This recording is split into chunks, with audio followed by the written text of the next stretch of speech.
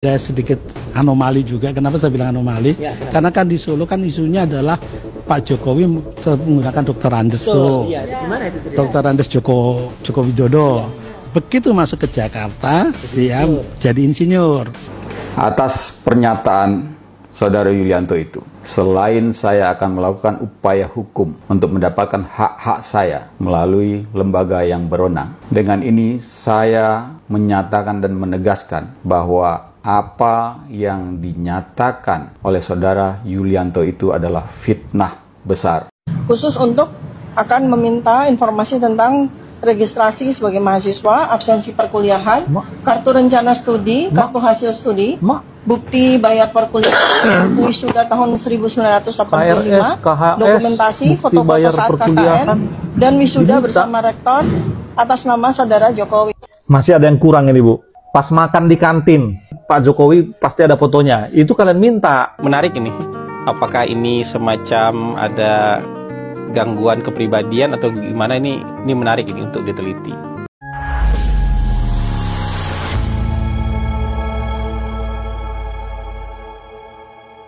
Assalamualaikum warahmatullahi wabarakatuh, saudara-saudaraku sebangsa dan setanah air. Dimanapun kalian berada, semoga kalian selalu dalam kondisi sehat walafiat. Berjumpa lagi dengan saya di Gaspol Update. Kami bukanlah buzzer pihak manapun. Kami hanya menyajikan keputusan ada di tangan Anda. Teman-teman, ini ada video yang menurut saya cukup menarik ya, yakni tentang salah satu komplotan Panci ya, yang selama ini juga menyerang Pak Jokowi terkait ijazahnya, terkait gelarnya. Kini dilaporkan oleh mantan konsultan Jokowi ketika menjabat sebagai wali kota ya, kalau nggak salah ya. Kalau nggak wali kota ya ketika menjabat gubernur Jakarta ya, pokoknya itulah ya. Intinya konsultan Jokowi yang satu ini tidak terima ketika namanya disebut-sebut sebagai salah satu aktor ya yang mengubah gelar Jokowi dari DRS ya ketika menjabat sebagai wali kota Solo menjadi insinyur ketika menjabat sebagai gubernur Jakarta. Ya harus marah ya kan, konsultan ini harus marah, wajib marah. Jadi Anda saya dukung Pak ya kan, Anda wajib marah, laporkan ya. Dan kalau sekali melaporkan jangan ada istilah mediasi macam siapa itu mantan pengusaha pasar pramuka itu. Lanjutkan Pak sampai mereka semua ngandang.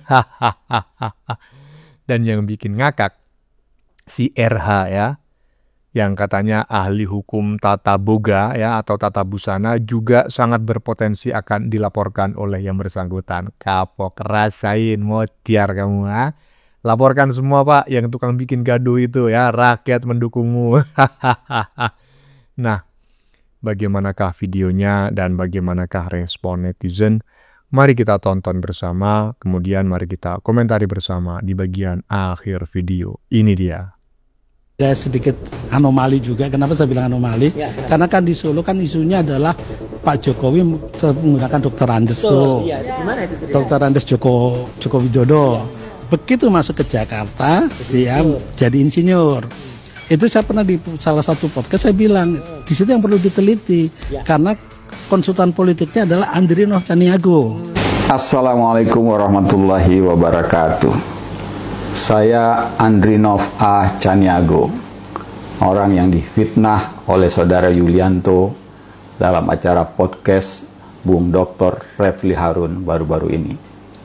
Di mana di dalam acara tersebut, Saudara Yulianto dengan sangat yakin, sangat percaya membuat pernyataan bahwa saya terlibat dan melakukan pengubahan gelar Bapak Joko Widodo dari Dr. Andes menjadi insinyur dalam proses pencalonan yang bersangkutan untuk pemilihan gubernur DKI Jakarta pada tahun 2012.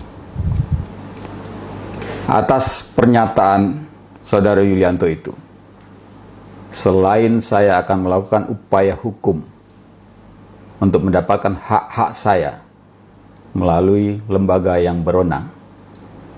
Dengan ini saya menyatakan dan menegaskan bahwa apa yang dinyatakan oleh saudara Yulianto itu adalah fitnah besar, fitnah yang tidak ada dasarnya.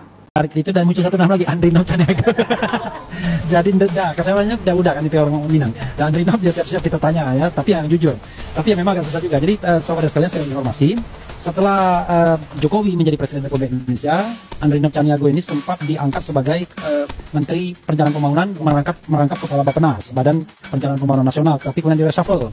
Setelah di reshuffle, dia menjadi komisaris utama di Angkasa Pura, ya kalau nggak salah. Setelah itu pindah yang lebih hebat lagi, yaitu komisaris utama BRI. Setelah zamannya Jokowi periode yang kedua, ya Kartiko Wiremojo jadi ini, ya dia digantikan Kartiko. Kemudian dia menjadi wakil komisaris utama di Mandiri. Jadi itulah sekarang sepertinya sudah selesai karena udah 10 tahun kan. Saya nggak tahu kalau orang yang sudah kekenyangan ini apakah akan ngomong apa enggak. Buat Bung Dr. Refli Harun, saya terus terang prihatin dan sangat menyayangkan karena makin belakangan Anda makin tendensius, mudah memframing orang dengan menggunakan sumber daya yang sebetulnya punya sifat publik, yaitu acara podcast Anda, untuk memframing orang-orang tertentu. Nah, kata-kata yang Anda gunakan misalnya kekenyangan, kemudian menjelaskan jabatan-jabatan dengan maksud, kemudian dengan mempertanyakan, meragukan kejujuran seseorang, dalam hal ini saya, itu jelas suatu penistaan, ya. Karena Anda memframing, menggiring opini bahwa seolah-olah saya tidak siap bersikap jujur karena saya sudah pernah menikmati jabatan-jabatan.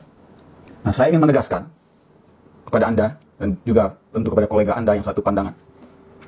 Saya tidak pernah mendapatkan jabatan dari hasil kontrak kerja, ya, atau dari balas jasa yang tercantum dalam kontrak, dan juga tidak pernah melakukan lobby, persuasi, permintaan, ya, dalam bentuk apapun, dan tidak pernah menggunakan langkah saya setengah langkah pun untuk mengejar jabatan, meminta jabatan.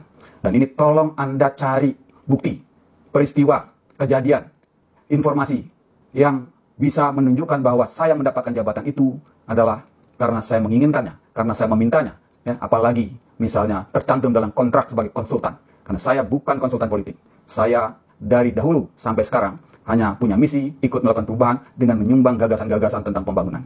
Anda, saya rasa dulu pernah tahu itu, tapi belakangan saya melihat ada perubahan yang sangat disayangkan. Semoga Anda makin maju, makin makmur dan sejahtera, tetapi dengan rezeki yang halal dan baik. Terima kasih. Nah, menarik sekali. Bapak siapa tadi? Aduh, lupa saya. Andrinov, wah, pokoknya Andrinov gitulah ya, nama panjangnya saya lupa. Hajar Pak, mampus kalian semua ya, dilaporkan Andrinov ya ke polisi ya kan, terkait fitnahan yang dilaporkan saat ini itu adalah saudara Yulianto. Makanya kalau pilih teman itu yang benar Pak Yulianto ya, keledai dideketin, nular lah itu ya. Akhirnya apa? Anda juga kena getahnya, dilaporin. Anda pasti nanti ujung-ujungnya minta maaf, dan saya berharap ya Bapak Andrinov tidak memaafkan. Nggak ada namanya mediasi-mediasi, lanjutkan ya. Kalau perlu si yang bagian belakang barusan ini, si RH ini, si pemilik channel ya, yang menyelenggarakan yang menyelenggarakan podcast ya. Laporkan juga Pak ya, biar nggak biar nggak tuman katanya orang Jawa. Karena menuduh orang itu harus punya bukti ya. Kalau nggak punya bukti namanya fitnah. Kalau fitnah udah serahkan sama Pak siapa ini, Pak polisi nih. Nah itulah pokoknya ya, biar Pak Purnomo ya, biar dibotakin. Hai, lanjut. Khusus untuk akan meminta informasi tentang registrasi sebagai mahasiswa, absensi perkuliahan, kartu rencana studi, kartu hasil studi, bukti bayar perkuliahan, wisuda tahun 1985, dokumentasi, foto-foto saat KKN, dan wisuda bersama rektor atas nama saudara Jokowi. Masih ada yang kurang ini Bu. Pas makan di kantin, Pak Jokowi pasti ada fotonya. Itu kalian minta. Terus Pak Jokowi ke waktu kuliah naik motor, fotonya waktu naik motor, terus plat motornya atau plat mobilnya apa. Itu harus diminta, Bu. Kalian jangan mau kalah. Masa KHS, KRS, absensi aja yang diminta? Jangan, Bu. Itu masih kurang. CCTV Pak Jokowi waktu masuk kamar mandi, minta juga. Itu tandanya kalian benar. Kita dukung, kita dukung. Dukung masuk paret. Buset. Semuanya diminta loh.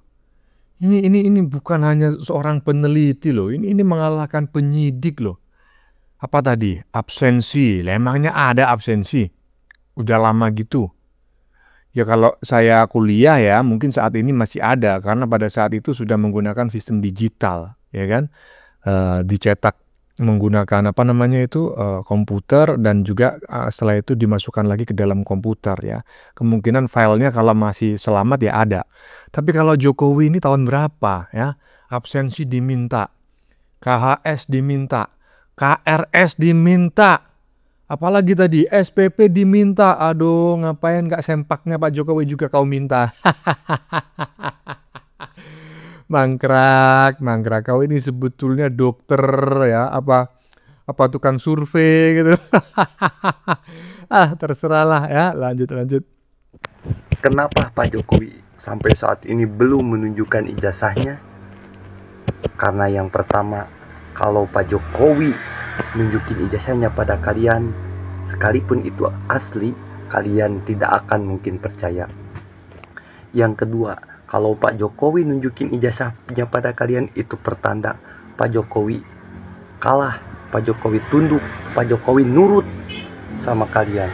Masa iya Pak Jokowi harus tunduk dan nurut sama orang-orang yang selama ini selalu menghina, mencaci maki, merendahkan dan memfitnah beliau?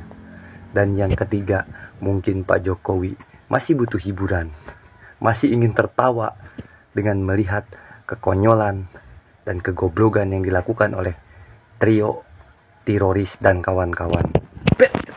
Dengan melihat kekonyolan dan kegoblogan yang diperlihatkan oleh teroris itu.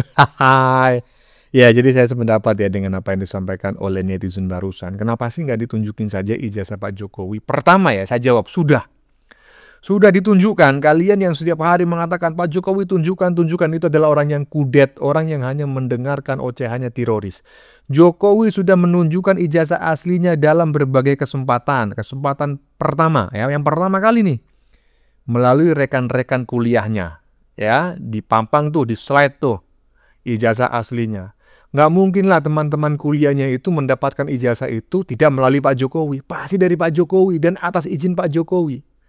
Dan itu tersebar ke seluruh Indonesia. Kalian tetap nggak percaya, diupload ulang oleh Dian Sandi. Kalian juga nggak percaya. Mau apa lagi? Apa lagi yang harus ditunjukin? Koclak. Lanjut.